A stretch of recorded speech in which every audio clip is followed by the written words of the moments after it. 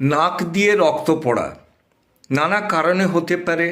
আপনার প্রেশার যদি হঠাৎ বেড়ে যায়, আবার আপনার যদি সাইনাস থাকে, দ্যাট মিনস সাইনোসাইটিস থেকে রক্ত পড়তে পারে। আরেকটা কারণ হতে পারে নাকে লিটিলস এরিয়া থাকে, যে জায়গাটা আপনি হাত দিলে টপ টপ করে রক্ত পড়বে। আবার হতে পারে আপনি কোথাও যাচ্ছেন, হঠাৎ নাকে আঘাত লেগেছে, সেক্ষেত্রেও নাকে রক্ত পড়া হয়। তবে যে কারণগুলো বলা হলো সেইটা ডিকটেট করে ঠিকঠাক ডাক্তারকে আপনি যদি কনফেস করতে পারেন, সেই অনুযায়ী যদি আপনি ওষুধ খান, আপনার কিন্তু নাকে রক্ত পড়াটা একেবারে বন্ধ হয়ে যাবে।